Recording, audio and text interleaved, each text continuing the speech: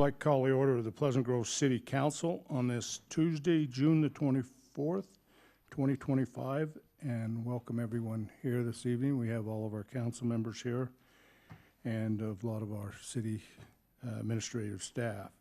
We welcome those of our citizens that have joined us, and also here those who have joined us remotely. We welcome you all to our council meeting this evening. We'll start out with a Pledge of Allegiance by Councilmember Rogers, after which we'll have opening remarks by Councilmember Anderson. Please rise and repeat the pledge with me. I pledge allegiance to the flag of the United States of America and to the republic for which it stands, one nation under God, indivisible, with liberty and justice for all.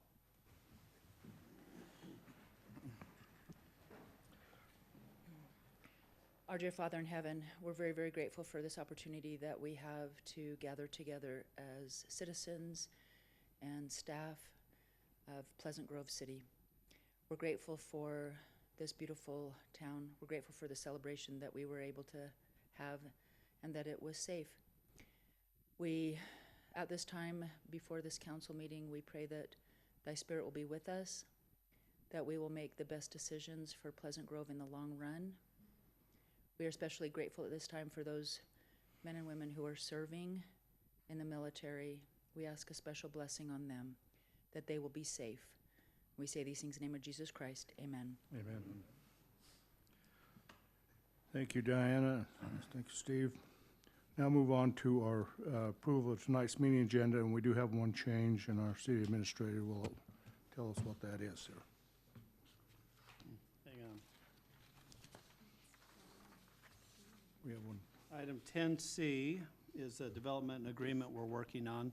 We had some last minute changes that were given to us, so it's not a public hearing, so we don't need to do a date certain. As soon as it's ready, we'll just put it back on the agenda. But we'll continue that item. Okay. We'll continue that item. So with that, do I have a motion? Mayor, I make a motion to approve tonight's agenda as stated and as amended. We have a motion by Councilmember Jensen. Do I have a second? Second. Second by Councilmember Williams. All in favor say aye. Aye. Any opposed? Motion carries. Thank you. We'll now move on to our open session this evening and invite anyone to come forward and address the council at this time. If you would just state your name. Yes, come to the podium. Wonderful. I'm Aaron Loosely. I live off Locust Avenue, kind of up by the rec center.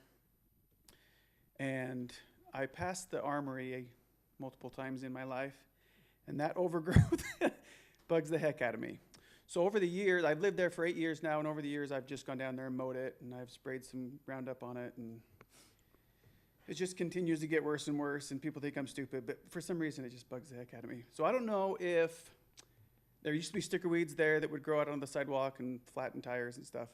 So I don't know if there's any way we can contact the military, or if the city has any resources they know of that we can. I'm willing to do the work. You whatever. shouldn't have to. No, it'd kind of be satisfying, but anyways, I don't know if there's resources or a number we can contact to come up with a permanent solution there for the overgrowth. I'll reply to you. Our city administrator, I think he'll tell you what we've got. We've been working on this. So if that's Okay. okay. That's it. Thanks.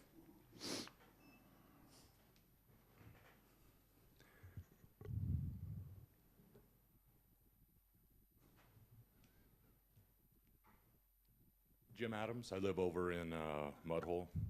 I'm 38. I enjoy golf, long walks on the beach. I'm sorry, I just didn't know what we were doing. So You're a good resident over I'm in just here Mudhole. to complain and not offer any solutions, because that's what, no. You're awesome. Okay, so we all know we have issues with our infrastructure. It's not a surprise. Over on my street on 600 North, we've had 3 water breaks in the culinary water within 3 weeks, within like an 8-foot section of pipe, and that 8-foot, maybe 12. The streets would know better than me. I'm gauging off of the geysers and off of the patches, and I understand that it's all in the works. I mean, I get that it's going to take time, but have we thought about As a general contractor myself, I know what I mark up my materials, I know what I mark up my labor, I know what I put my profit margin at. Are we able as a city to create our own department of sorts, or expand into our streets department, get the material, get the equipment, and do our own repairs and stop paying contractors? That way we have 100% of quality control, we have 100% of time control, and we have complete control of the project, and we're eliminating 30 to 45% of markup, which allows our money to go farther.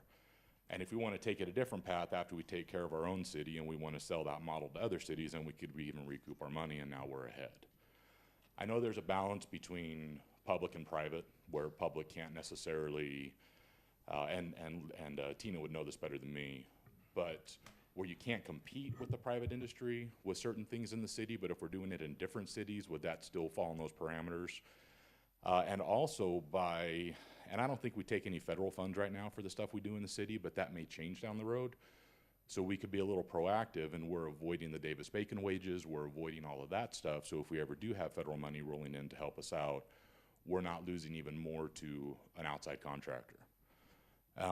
So just a suggestion that I have. I'm kind of with my business mind and my construction mind. I don't know if that's ever been presented or what it would allow and not be allowed. But I do want to thank the street department. They're getting out there super quick, and these never happen between 8 and 4 Monday through Friday. The last one actually happened with the splash pad opening. And you know, tongue in cheek, I sent a picture or video to one of the members and said, I forgot to invite you to my splash pad opening. It was a fun time. We sat out there in lawn chairs. We floated one of the neighbor's grandkids down the gutter in a tote. I mean, we just, you know, did what you do when you used to have irrigation ditches. But anyway, so that's the proposal or the thought that I have, and I'm more than willing to sit down and talk with whoever, if that's an option, or whatever we need to do just as a community to where we can try to get this eliminated, because we're probably spending a ton of repairs, or a ton on repairs, and it's just Band-Aids. It's had to be shut off so often in the same spot that shut off no longer works. So, perfect. Perfect Okay, time. thank you. Thanks, guys. Do you- Anyone else? See no one coming forward, so we'll now close our open session and bring it back up here to the front and move on to item number 6, our consent items, which are our payments out that you've reviewed. They are from A to N. I won't read them this evening with you, since unless there's any questions on any of these items, I ask for a motion on our consent items. Mayor, I'll make a motion to approve our consent items tonight as listed on the agenda. We have a motion by Councilmember Jensen. Do I have a second? Second. Second by Councilmember Rogers.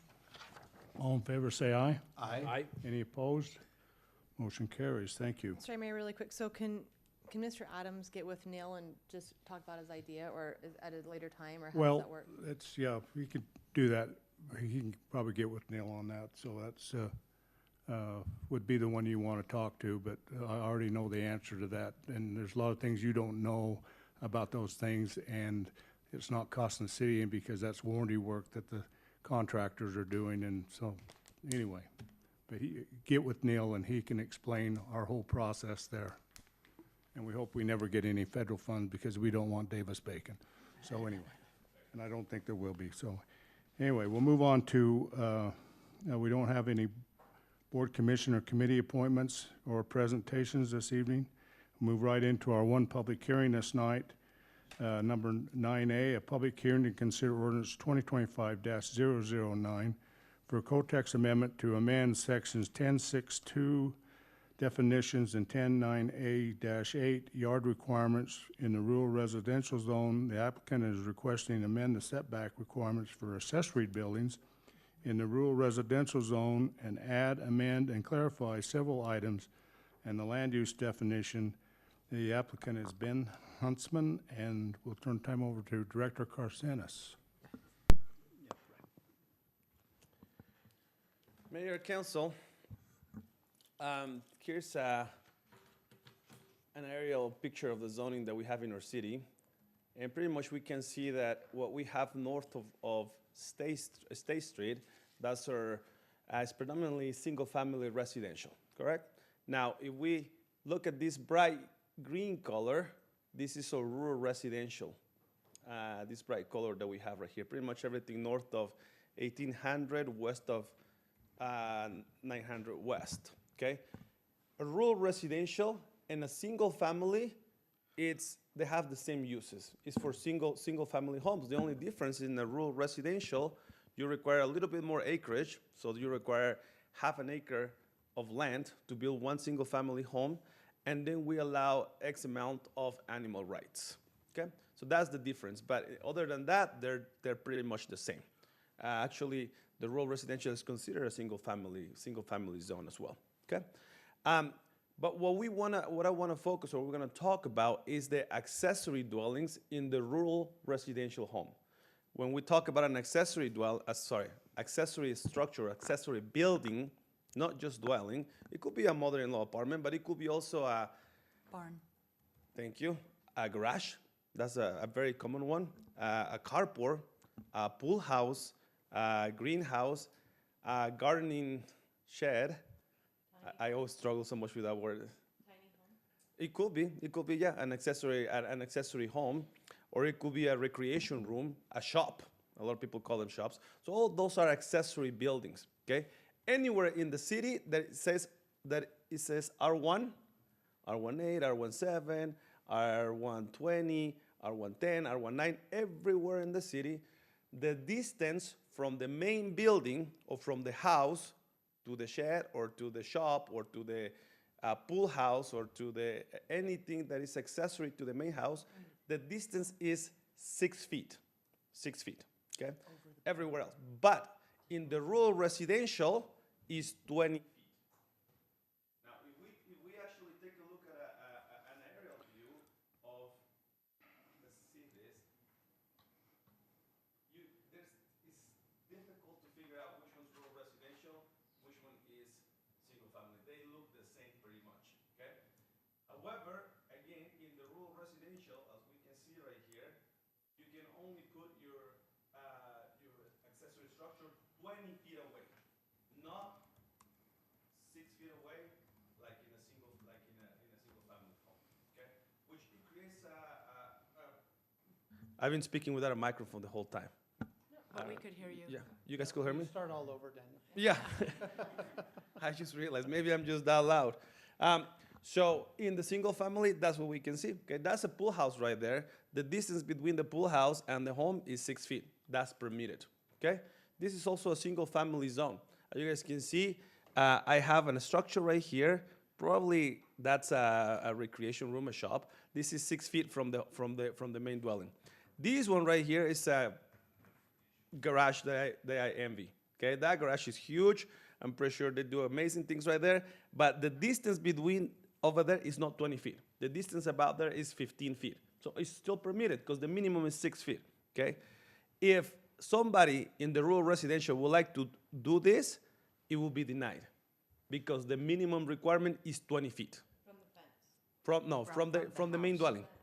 We're just gonna focus on this. The rest of the setbacks from the fence, they're gonna stay the same. Okay. The proposal is just to change the distance between the accessory building and the main dwelling.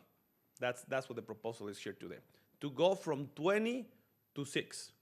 The reason why in the rural residential it was proposed to be 20 is because we allow animal rights. And for example, someone was gonna have a kennel right there, and the minimum distance from a kennel has to be 20 feet. So then we just threw a blanket over every accessory structure in the past, and we decided whether it's gonna be a kennel or a garage, we don't care, 20 feet. And what we're proposing right now is to say, if it's an accessory building for the occupancy of animals or agricultural uses, keep it at 20. Okay, so for example, if it's gonna be a corral, if it's gonna be a kennel, then keep it at 20.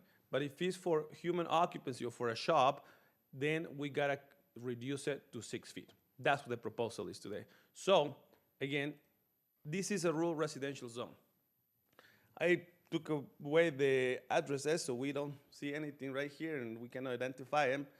This is a rural residential. In the rural residential, again, they build this accessory building is 20 feet. This is also 20 feet, so they're okay with this. This one right now is not okay. The reason why is because the distance is only 6 feet. The other problem that this home has right here, for example, is that this is not in the backyard. This is on the side yard, okay? So what this code allows is to make this legal, and this legal as well, okay? On the side yard. On the side yard as well.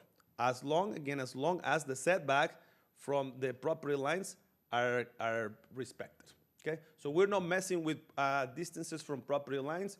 Right now, we're just messing distances from the main dwelling to the accessory structure. Instead of 20, to do it at 6, minimum of 6. So you can go 10, 15, something like that, but you don't have to go with a minimum of 20, okay? That's what the proposal is, Mayor and City Council. And if you have any questions, I'll try to answer What them. brought this forth? Out of the multiple accessory structures applications that I have in the rural residential, we turn back a lot of them because they're not at 20 feet. Everybody's used to saying, well, this is a single family, and I'm proposing 10 feet, I'm proposing 7 feet or 15 feet. And we gotta say, no, it has to be at least 20. So we have denied a lot of them, tens of them, until finally a person said, well, I would like to propose a change in the city. And the question to us was, why 20 feet? So once I start like going in the past and trying to figure out why 20 feet, I realized that it was because in the rural residential, we allow animal rights, and that's why we require a bigger setback.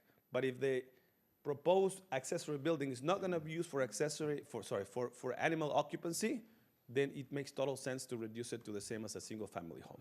Which would be minimum 6 feet. 6, a minimum of 6, correct. Okay, any other council members want the floor? I do. I'm just glad you, on the side yards, right? Just makes sense, right? So- It makes sense, for example, for lots like that. In this case, let's assume that someone wants to do a carport right here. That's perfectly allowed because this is a single family, okay? But if we go back to a rural residential, and let's say now that this person would like to, this is a detached building, would like to do a type of shop right here, it wouldn't be permitted right now in the rural residential. Is So there we're anything, changing. is there anything in the works that precipitated this change, or? I Why- probably, why the need? so just for example, in the last 2 months, I have 4 applications that are pending, whether I say yes or no on this one. So finally, it got to a point that staff talked to the applicant, we decided, you know what, it's time to make a change. Someone paid for the application, I mean, the person who's our applicant today, but he has total the support of the staff, because it's something that we've been thinking for quite some time as well. I think it was unanimous, Planning Commission. Thank you, Councilman Jensen. Yes, we discussed this Planning Commission, and it was a unanimous recommendation of approval to change the distance between the main building and an accessory building in the rural residential zone to make it the same as in the entire city, as long as it's single family. Okay, thank you, Daniel. My pleasure, Mayor.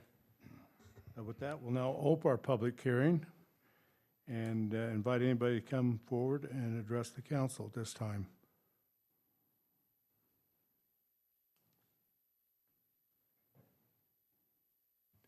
I see no one coming forward, so we'll now close our public hearing, bring it back up to the council for further discussion or a motion. I make the motion that we approve code text amendment to amend sections 10-6-2 and 10-9A-8 yard requirements in the rural residential zone. Okay, I have a motion by Councilmember Lamone. Do I have a second? Second. Second by Councilmember Anderson. And this will be a roll call vote, and we will start out with Councilmember Lamone, Yes. Councilmember Anderson, Yes. Councilmember Jensen. Yes. Councilmember Williams. Yes. Councilmember Rogers. Yes. Okay, motion carries. Thank you. That concludes our public hearing for this evening. And we'll move on to our items ready for vote, action items. We'll move to 10A to consider for Resolution 2025-023, adopting the final budget for the fiscal year beginning July 1, 2025 and ending June 30th, 2026, and adopting the 2025-2026 certified tax rate of 0.000962 and providing for effective date. And we'll turn time over to Director Roy. Good evening. Sierra's going to help me out a little bit.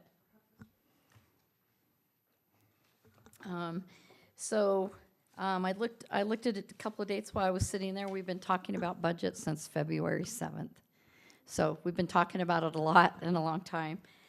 So once she gets the document up, we're just going to talk about a couple of pages that I'm going to point out of some really good information to kind of find just summaries on what the budget document contains. And then probably within 45 days, we'll actually have the GFOA budget. And that's about 150 pages. And so Sierra's been helping with that. I'm really excited about that. It's going to have a new look. It's going to be really exciting. So we'll let you know when that's available and get it out there. So, so this is just governmental funds consolidated budget. And it just has a summary for everything that's in this document by fund. An estimate of fund balance as of the end of June, which we're here in a few days. And then the new budget, which is the revenue expenditures, transfers out, and then I do an estimated fund balance, where I think we may be at the end of June 30th, 2026. So that's just a summary. And then if you go, and there's one there, just if she goes up a little bit, there's one for the enterprise funds also. Sometimes we call them business type funds. And then the next page is more of a executive summary of, did you go to, it's page 4 in your document. And it just explains a lot of the things that we did with the budget. Increases that we did and those type of things. So just wanted to point that out. I'm sure you guys have looked at that many times. And then probably the biggest thing in our budget is the general fund is one of the budgets we spend the most time on. So I just wanted to point out it's actually starts on page 6, the general fund does, and if we'll go to page 11, here we go, and then it just shares what our fund balance is and what I project based on how 2025 is going to finish up, and then what we've adopted during this budget. And I'm forecasting that we'll be in the general fund just a little bit over 4 million at the end of June 2026, so a year from now. So, Will you explain what fund balance means? Yeah, in so- a little bit more. So fund balance is monies that we have available in that fund. Lots of times it's called a rainy day fund. We call it fund balance. A reserve account. A reserve. If you look in our financial report, it's called unassigned. If it shows that it's unassigned, it means that it's not allocated for anything. That it's Unrestricted. yeah. And then as part of that, a lot of the funds, especially the general fund, state code, you have to have at least 5% of a fund balance of your operating revenues for that fiscal year. And the most that you could have in fund balance in the general fund is 35%. So it's pretty big. It was 18%, they moved it to 25, and then they moved it to 35 during COVID. So that's very good to know. yeah, and the 4 million would put us at approximately 14 to 15 million of that's what our fund balance. 15%. Sorry, yeah, 15%. So we're within that range of state compliance. So that just gives you a little bit of idea where we're at. So say it again, so it's 35. It's 5%'s the lowest that you can be at, and that's the percentage of operating revenues is how your fund balance, and then up to 35%. Okay. And we're hitting about 14 to 15% if we're at around 4 million. Okay. So just good information for you guys to have. And then I just wanted to show you just 2 graphs. Council members had asked for this information. The first one is sales tax revenue and where we've been the last few years. So this starts with 2021 and ends in 2024 because that's the years that I have actuals for, just a few years. So you can see that we've been slowly increasing. We still have 2 months in 2025 to receive. We're always 60 days behind. And so we won't have those until end of August. So just thought that would be good information for you to have. And sales tax revenues represent 51% Yeah, of our budget. budget. So it's, yeah, it's really important. It's And our biggest it's revenue. Economic development. Yes, and Yeah. it wasn't like that No. a long time ago. No, Yeah. team's done well. So there is, on page 6, there's actually a pie chart there. And so like you said, sales tax 51%, property tax is 22%. So property tax is important, but that sales tax is double that. So, so just one more thing I wanted to share, care tax fund balance, prepared a graph for that. And these are actual numbers. Starting in 2022 and ending, we're just over 1 million. Ending audited numbers of June 30th, 2024. And so we'll be using some of that fund balance. We'll be getting new money. We've been collecting about 800,000 in that fund, but we did budget to do some of the Battle Creek Trailhead. And so, other than that, I didn't have any other information, if anyone has questions. I just wanted to make a couple comments. I had a meeting to discuss some of these numbers too, because I wanted to make sure I understood them. And I just want to make sure that it's clear to our residents who may be watching or may watch this, and that is, one, we know where our money's going.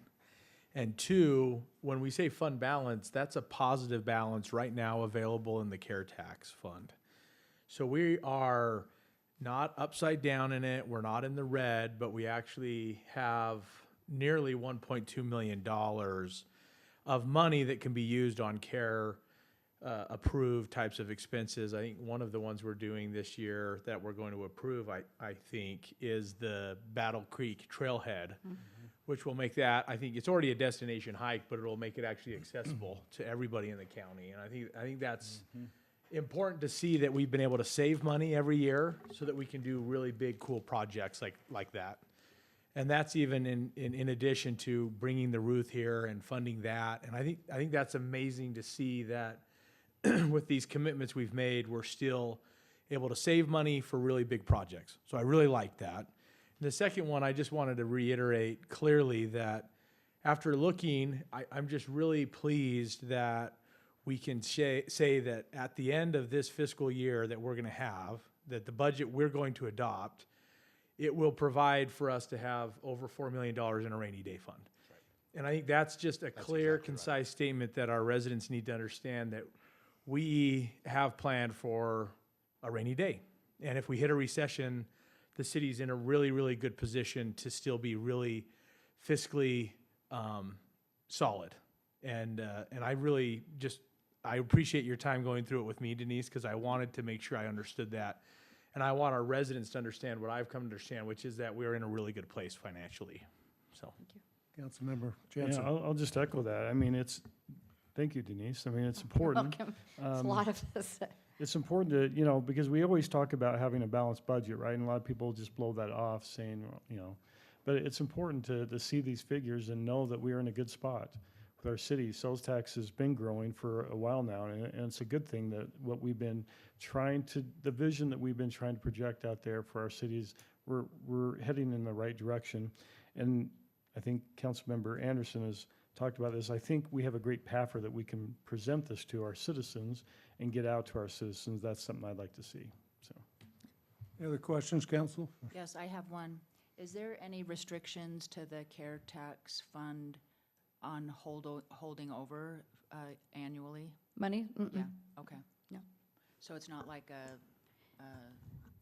there is. General fund's the only one in state code that I'm aware of that you have those restrictions for being able to hold the amount of fund balance that you have. Okay. What about our tough tax, our Our tough fee? Transportation utility, there, it's in here. It's one of the last ones. Let me find it. And so that doesn't have any restrictions. That money stays in that fund to be used for roads. And we've been spending it. We've been spending That's- it, yeah. All you have to do is drive down the roads of Pleasant Grove and know that it's being spent. Yeah, we've been spending that, so, okay. yep. But yep, that doesn't have any.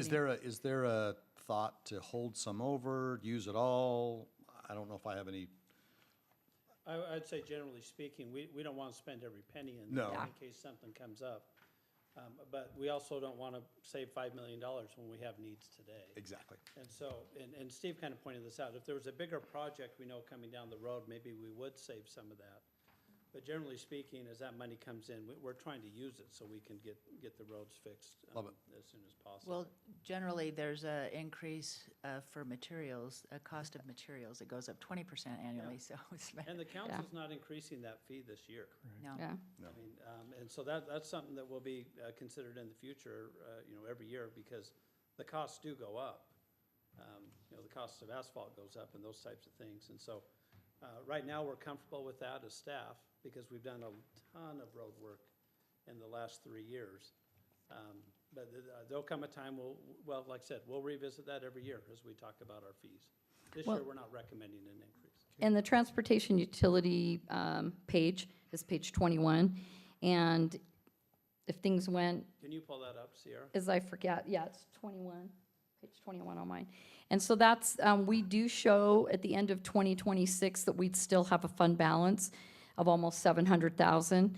And so Neil and I spend a lot of time looking at projects between Class C roads and the Transportation Utility Fund, looking at those and where they're at. So we do show that we'll have a little over $500,000 in fund balance at 2026 if we don't have any additional projects or that type stuff. So we have a little bit in there. Great, thank you. Oh, sorry, Mayor. No, go I ahead. just wanted to point out, page 24, that's our capital projects. That's one that we've kind of robustly discussed since February, and I think this is now the final iteration of that, right, Denise? Yes, it is. And I think this reflects a good kind of back and forth that we've had as a council to evaluate the needs of the city and where we want to spend some of our capital funds. And so I would just encourage residents, residents, if they're having questions about some of the projects where we're allocating some funds, that page 24 kind of has what was requested, what was kind of discussed, and then finally kind of the recommended funding that we're adopting. And so I think for me, And shows a surplus. yeah, it shows that we're not. 414. Yeah, and, well, it shows that we're allocating significant funds to some projects. Yep. And this is taken into account with still ending up with over $4 million in our rainy day fund. So we're not depleting anything from our rainy day fund. It also has an amount of money for, I think, still for the roof that we're anticipating being reimbursed for. So again, there's still a couple $100,000 that I think end up coming back, not that much, but over $100,000 that may come back to the city off of this budget. So again, this is my first year. I was kind of just, deer in the headlights, just trying to get my feet wet. This year. You asked good questions last year. I did, yeah, I felt like I did, but this year I think I was a little bit more proactive in understanding it, and I really appreciate that. And so that's why I think when residents have questions about the budget, we see this 200-page document and maybe we don't know what's all in it. But there's some couple key pages to look at, I think we've pointed out here today, where you can really hone in on how the city's doing financially and where the money's going. And so, we hear a lot of stuff and numbers being thrown around, but I think that understanding where some of the summaries are and where these numbers come from can help, be assured that the city's, and that's my job, I feel like, as a council member, to ensure that we're being good stewards of tax money. And I think that I really appreciate your help and Scott's help in having meetings with me to make sure that, you hear my concerns, and then we have a robust discussion and we arrive at a budget that is, I think, very healthy for the city, so. Can I just add to that? We are open, if we have residents that are looking at our document and don't understand what's in there, Denise and I will sit down with them. We've done this with a few residents over time. We would much rather have them understand what the numbers mean instead of going out and telling people what the numbers mean when maybe they don't fully understand what the numbers mean. So education's important to us, and we are open. They just need to send an email, give us a call, we'll set an appointment, we'll sit down with them. I remember 8 years ago when I first ran for city council, I was talking to some residents, and they firmly believed, and maybe even still believe, that there's two sets of books. that that Pleasant Grove has a set of books that we show our residents, and then another set of books that we don't. And let's just kind of dispel that. That's not true. People go to prison, That's illegal. right? People go to prison for that. And you know, we're upstanding, honest individuals, and this is the budget that we sign off on every week that we come. We sign off on the expenses, and it matches this budget. So thank you, Denise. Yep, you're welcome. Okay, and one more thing. Yes. So this is my favorite, well, this is a big day. Whenever annually, this is a very, very big day. I always like to say when I started, we had 20,000, How many years ago? I know, was that? this is when the dinosaurs, we had $20,000 of new money and Dion was fighting for a new vacuum. And we had $220,000 in the road budget. And I want to say personally, and I will get emotional about this because it is a testament to Scott and his leadership, the directors and their fiscal responsibility. And I note that, I honor it, and I'm grateful for every hour spent on making sure that dollars are being spent well. And I see it from afar. I also sometimes see it really close. And I am very grateful for that whole culture and attitude of great leadership and smart directors, and I'm very grateful. Sid, do you want to make a comment? I echo all of these sentiments, so. Eric? I do. Well, it just, again, I think we talked about, and this is opportunity for us not to brag, but to educate and show, and I can't remember, how long do we have on the care tax? Is it 3 more years? Yeah, it's a 10-year window, 10-year. and I think we're coming up close. on So that. it's opportunity for us to share with our residents what we've done, what we've accomplished, and what maybe is on the horizon. With the PAFR, again, we can show our residents where we've been, where we're going, where does some of that money go? Because a lot of times, yeah, Steve's right, a 200-page document, right? Where do I find something, right? The PAFR can be sometimes at a glance help for them, and so thank you. And we're going to even, with Sierra's help, she has some good ideas. We're going to do some things at a glance, even in the budget document that we haven't done in the past. So that's going to be some good information also. Any other questions for Denise?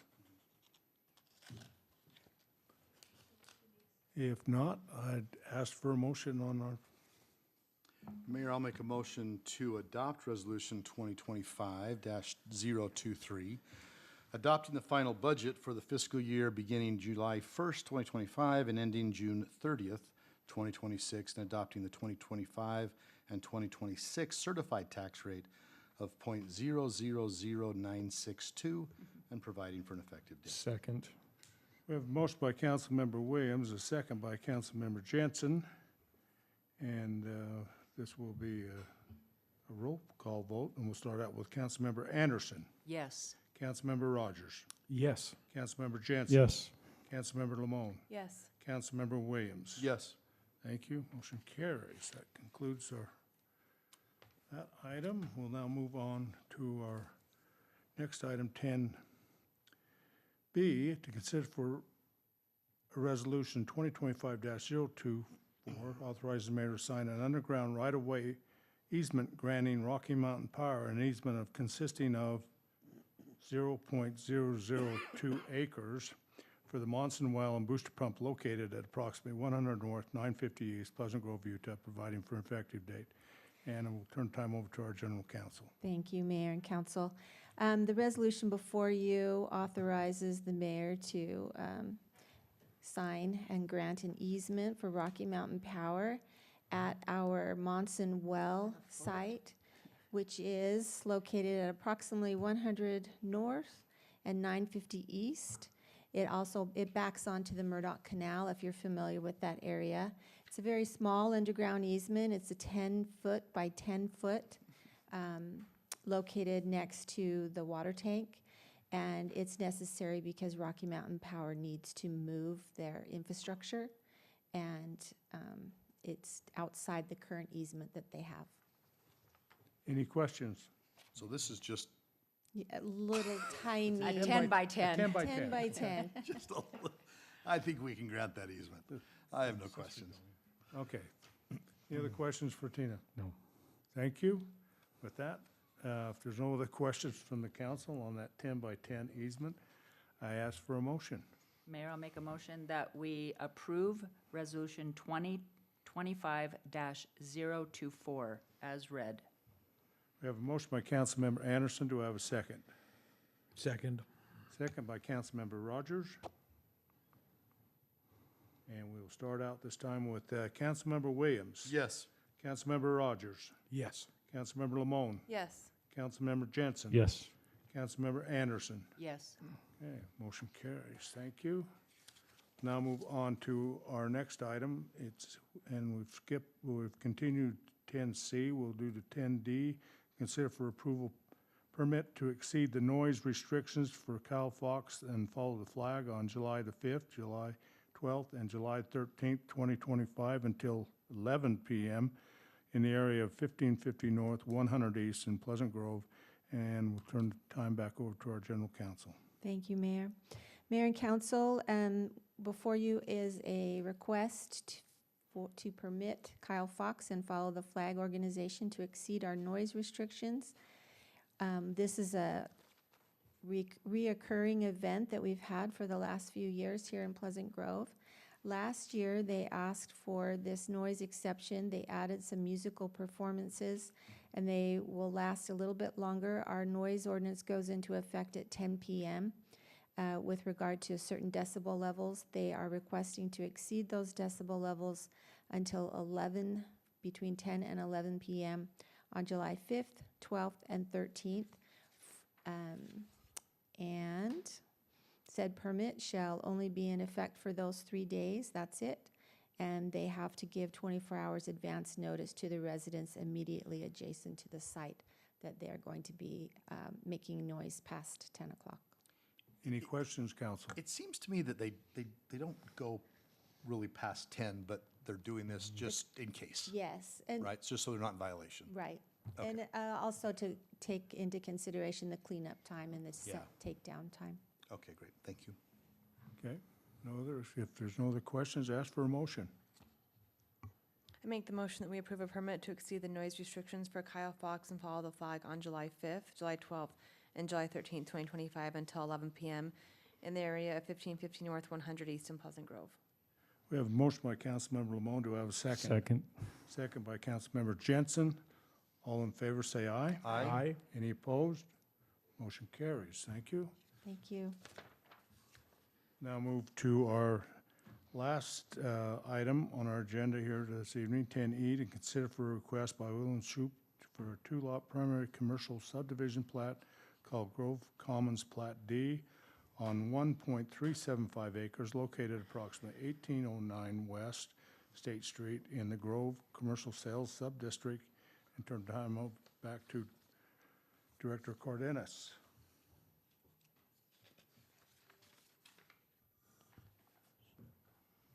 Mayor, out of a lot of people, you're the one that said my last name the best, so I really, really appreciate that. Thank you so much. I've been called many weird things in my life here, but I love it. Thank you so much. Anyway, what we have right here, let's locate ourselves. This is State Street, okay? Iceberg Drive-In, it's fronting State Street, and then we have this area where we have multiple restaurants right there. Council Jensen's favorite sandwiches. Council Williams' place where we used to get our haircuts. Not anymore. Not anymore. Not Not anymore. needed. I don't go there anymore either. That I was talking about me, you know. Because Because he changed ownership. Was that a career That- limiting No, no, maneuver, no. Daniel? the branding of that one. You know how it changed ownership, so I was. It so did, I- yeah. That's what. I was, Nefe sold it. that's what I was talking about. He looked up. All good. Just All- right all on the good. south, we have one building right here by itself. Right now, I think it's a dental office, but this is supposed to be developed with four commercial sites right there, right? Four commercial buildings. The plat right now, we're gonna see how they have access to right here, access to this road. And then eventually, we're gonna see two lots divided. This is gonna be lot 1, and it's gonna be the second lot. So here's the lot, the plat, okay? Again, we can see the access right here, and we have lot 10 and lot 11. The building that is right there that we can see is located on the north portion of lot 11. So what this. Lot 10, sorry, of lot 10. What the applicant is proposing is to subdivide lot 10, okay? So now they can sell the south portion of it, of lot 10, and to create one lot right here and another lot right here. As you guys can take a look on your staff report, this is exactly what's going on there. Again, taking away that lot 10 and subdivided lot 10 into lot 2 and lot 1. So they're gonna vacate lot 10 to create two lots. Eventually, I'm pretty sure they're gonna start developing what's right now, what's proposed to be called lot 1. At this point, we're not presenting any site plan, so we're not talking any buildings, we're not talking any businesses. Right now, it's just it's a subdivision plat, so we're just looking at property lines for potential development. Okay, that's what I have, Mayor and Council. Any questions for Daniel? No. Hey, Dan, pull the overview up Yes, there sir. again. Where does the hotel go? Okay, Next to it. I'll show it to you. I'm gonna actually bring a newer, okay, because we can see these buildings are rebuilt. So the hotel is proposed to be, and we're working on building it right here. Okay. So actually, we're working on finalizing the development agreement right now for that project, because it comes with a development agreement. So But it's still the- going forward then? As far as I know, yes, Mayor. Actually, I talked to the applicants as yesterday, yes.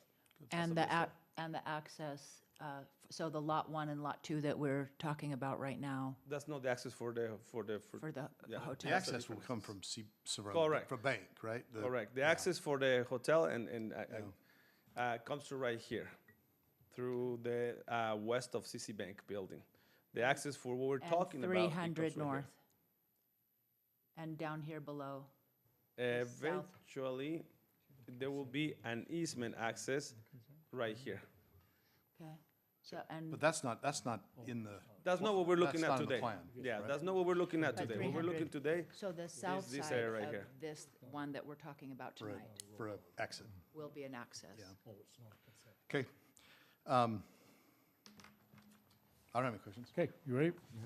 Yep. If no other questions, how about a motion on item number E? Mayor, I'll make a motion to approve the request of William Shoup for a two-lot preliminary commercial sub-district plat called Grove Commons Plat D on 1.375 acres, located approximately 1809 West State Street in the Grove Commercial Sales Sub-District.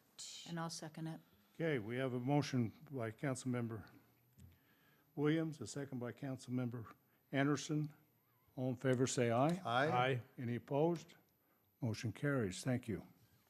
That concludes all of our action items this evening, and so we will go back and recap. Did we miss anybody on our reports back? I think we got everybody, but we didn't get Denise. Thank you, Denise, for the budget presentation, and thank the council for approving it. Wendy, is anything else for you?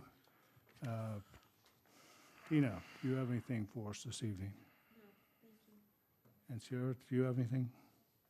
And we'll turn the time over to our city administrator for his items and some calendaring. Yeah, just a reminder that we do have a meeting next Tuesday, a council meeting, work session, and a city council meeting. Since this is the fourth Tuesday, normally we don't meet on the fourth Tuesday, but because of Strawberry Days, we pushed our meeting back.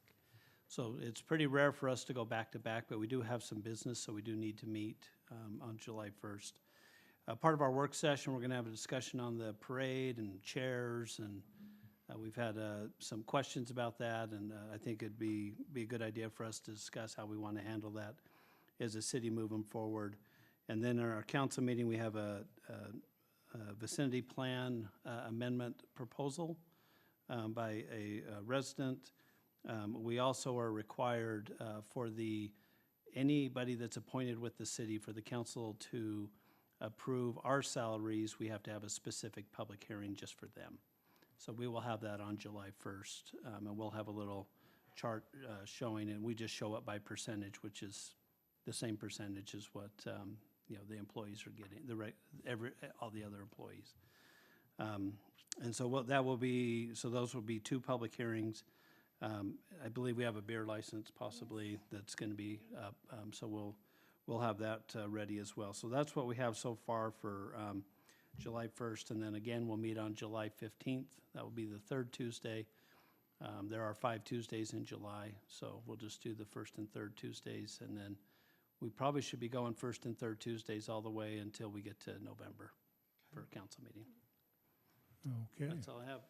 Oh, David Packard said it very well. He got specific about Strawberry Days and kind of all the people that were involved in this thing. It's to say thank you to the employees for what they do and thank you to the Strawberry Days Committee probably just isn't enough. I mean, it's just amazing all the work that goes into this festival. And I mean, I was telling the department heads today, like, I just show up, like, and it's nice. There's an event I need to be to, I'm there, everything's in place, everything's happening. That's because there are people doing stuff to make sure that all of that's happening. So I just want to echo what David said. I thought he said that very well, but what a great event, and it's just great that we have good people that are handling that. Okay, Sid. Okay. So did you say the work session next week will be regarding the parade? That will be in the work session? Yes. Okay. What is the status of the armory? Because I actually took a picture last week because I drive by it every day too. So what is the status of that? So we are in process of trying to obtain it, and they still have not declared it surplus.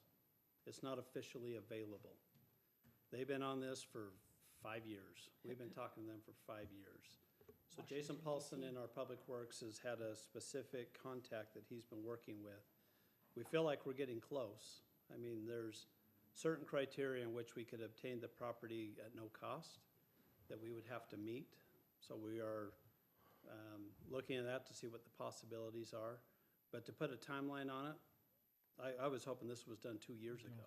In the meantime, what do we do about the weeds? So usually code enforcement gets a hold of them. They don't do anything until we send them a notice. Because it's really bad right now. It is bad. And so we just need to re-engage with them, send them another notice, ask them to clean it up. Generally, they'll come in and clean it up within a couple months of when we ask, and then they don't do anything again until we send them another notice asking them to clean it up. Is that fair, Daniel? I mean, So can we get Gail to contact them like yes, this we week? will. Okay. I made that, after talking with them, I just put that in my notes for us to follow up Okay. on that. And then the Foxes came about the street naming. I also wanted to review our memorial code, and I've never seen it personally, but I know we have a code about that. So, sorry, memorial. code? Memorial for people who come and want a memorial for a loved one. I don't know if we have one. Oh, so we have a policy regarding placement of permanent markers, statues, that type of thing. Is that what you're talking about? Yeah. Yes, we If have you one. could send that to me, I do want to review it because we have, I think it's a really beautiful thing when people want to do that. We have acres and acres of land, and if they want to help beautify the city in someone's name, I mean, definitely there has to be standards and review and things like that. But I don't feel like we've been inundated with requests for that. So if someone wants to plant a tree or make something, beautify an area of the city in honor of a loved one, I'd really like to look at reviewing that and see how we can accommodate that. Again, I know I understand there has to be criteria and standards. I spoke to Linden and they're kind of what they do over there, and they're very open to doing that. Again, they have to meet the criteria, but I think that could be like a really beautiful thing in our community. And so if you could send that to me. I'll send it to you tomorrow. Okay, thank you. And then Neil, Jason Paulson, he was out at 8:15 at night helping a resident in my neighborhood fix a line in his spring system. That was the week of Strawberry Days. So that resident sent me a picture of him and said he was very impressed. I drove by and actually saw him out there as well. That was after probably a long, hot day at work, so appreciated and noted and seen, so. Yeah, that's a normal, that's him every day. he's amazing. So anyway, so he's helped so many people out that it's unbelievable. And sorry, one more thing. Can we look at getting that TV fixed? Because I know it's hard for people in the back when they can't see. Okay. Okay. Okay, no, that's fine. I just want to make sure when people are in the back, they can see. So, thank you. That's all. Councilmember Anderson. Yes, just very quickly, I have 7 children and 15 grandchildren, and they live from St. George to Idaho, and they all come home for this week. I had 30 people.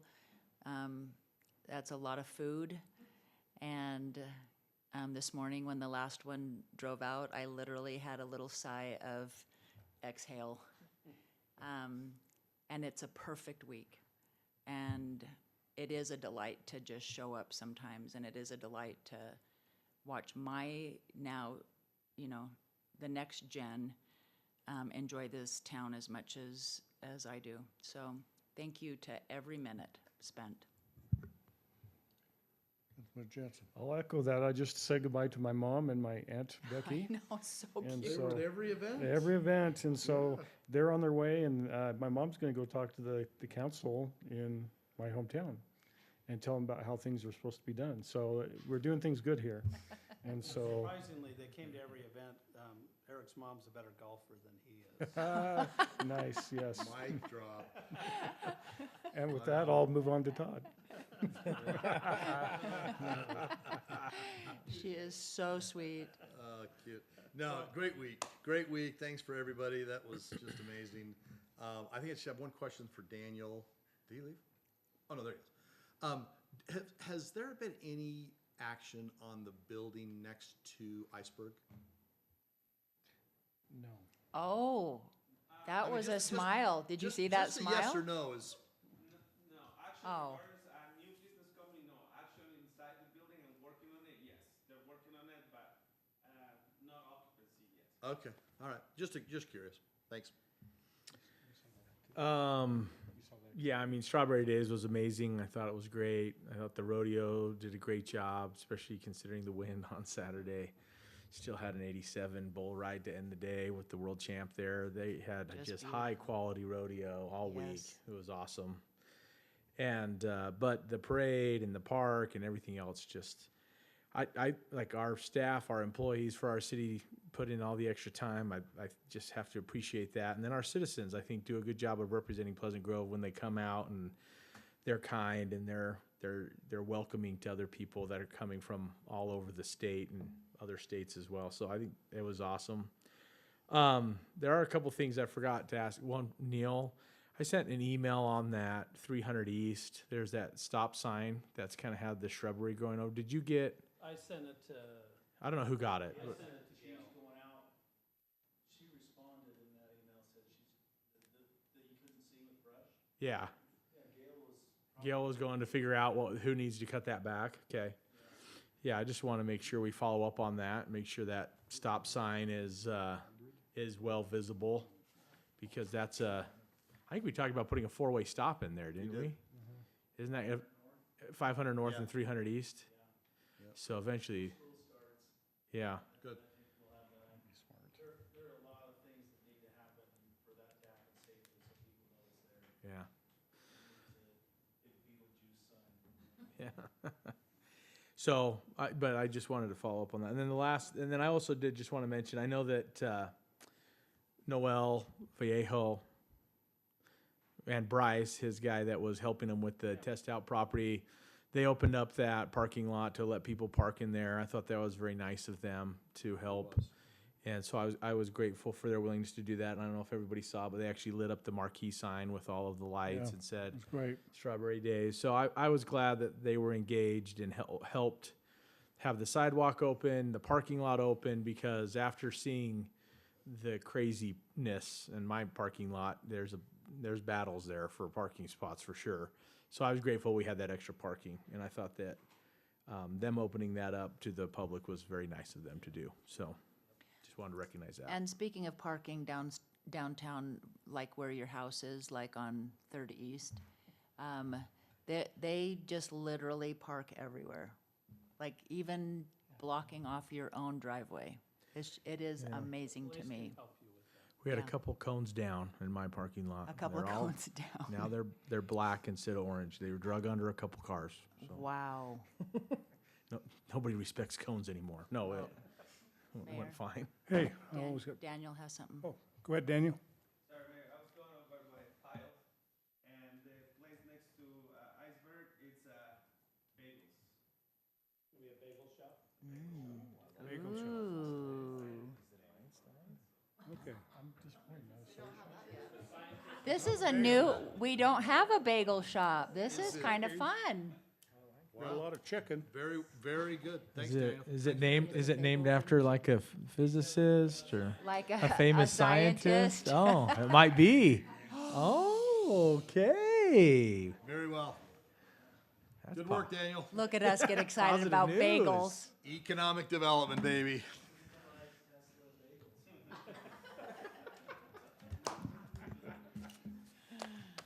It's what Okay.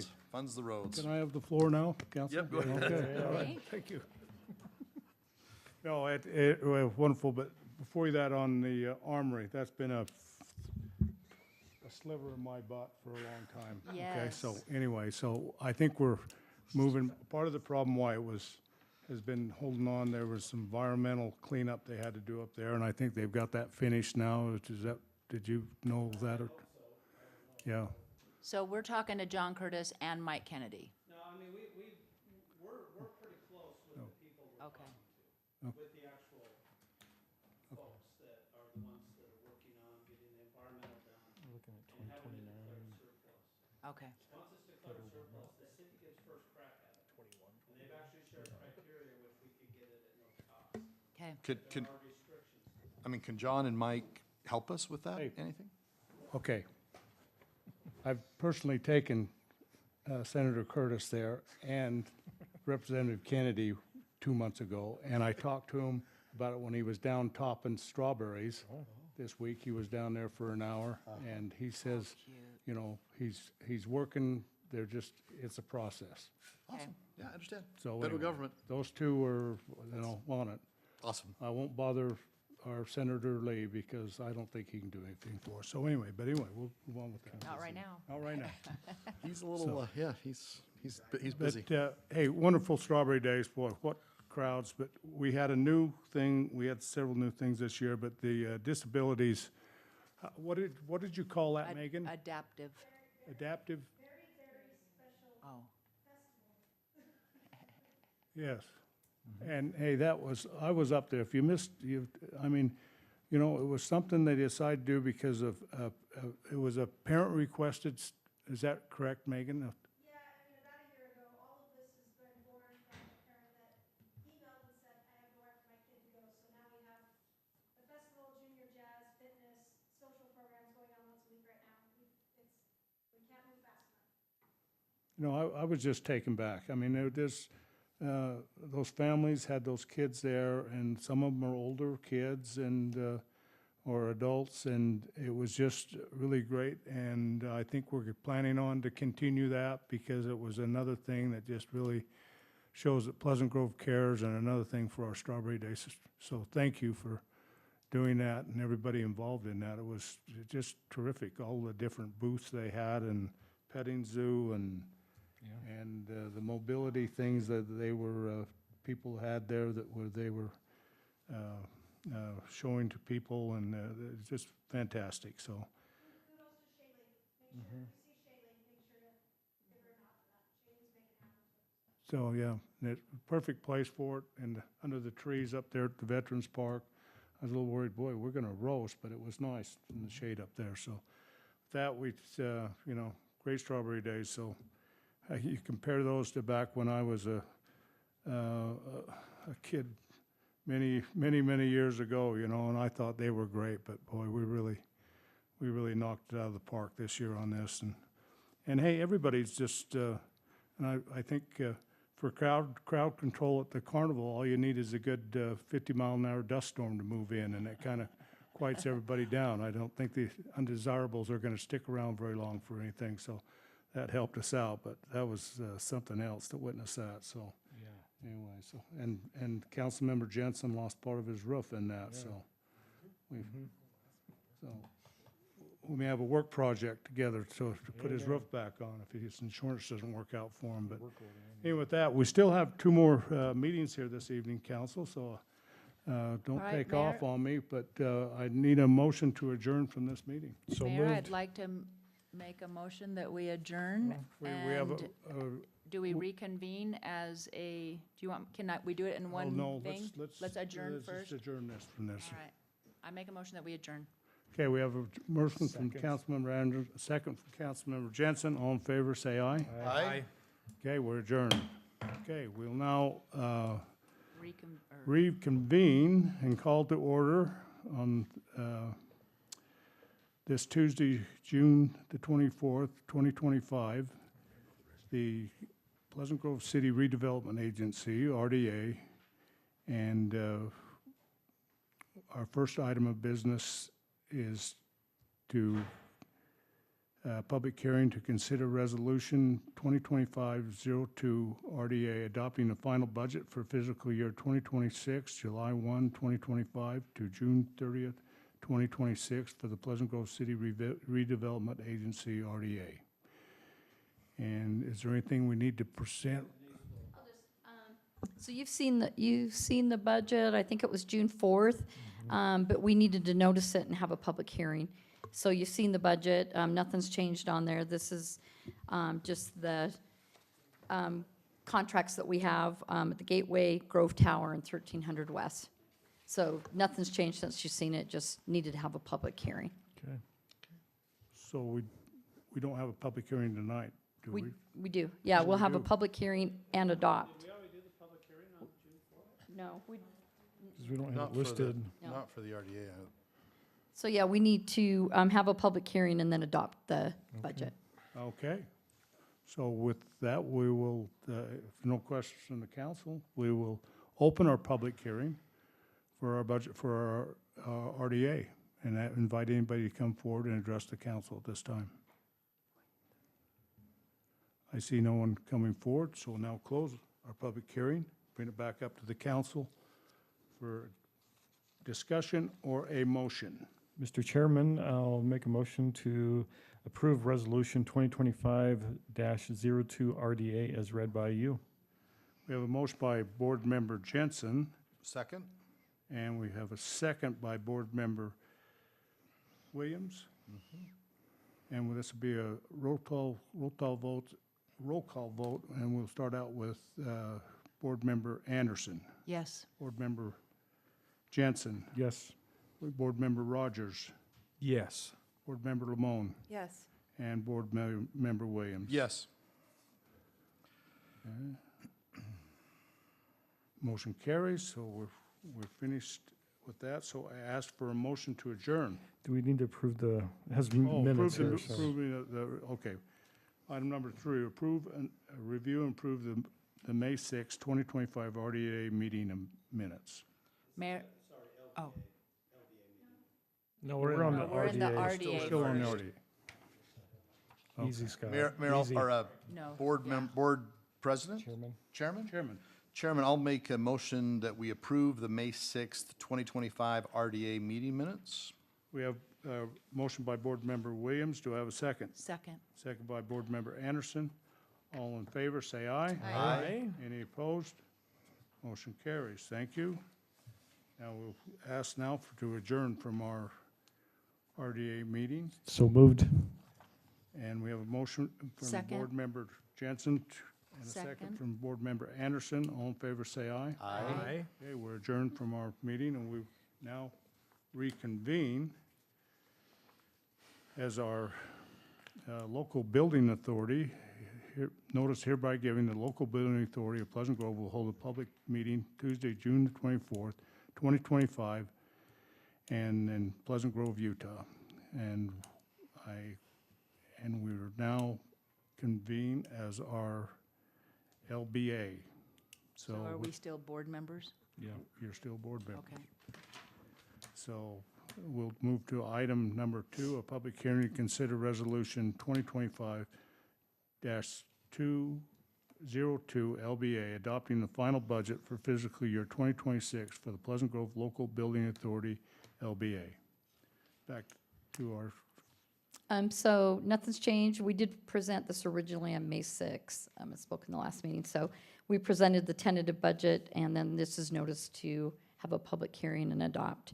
And so this fund is basically, the lease proceeds come in from the Ruth Theater, and then I make the debt payment, the principal and interest each year in this fund.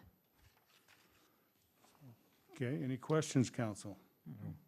Okay, if not, we'll now open our public hearing and invite anyone to come forward and address the council on our budget for our final budget for fiscal year 2026. See no one coming forward, we'll bring it back to the council for further discussion or a motion to approve. Mayor, I'll make a motion to approve Resolution 2025-02 LBA, adopting the final budget for fiscal year 2026 for the Pleasant Grove Local Building Authority. Okay, we have a motion by. Second. A motion by. Board Member Williams, a second by Board Member Jensen. So all in favor, say aye. Aye. Any opposed?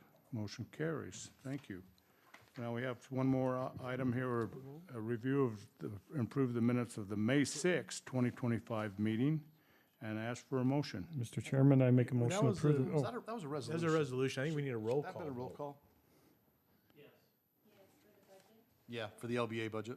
I have no form, but anyway, we'll do a roll call.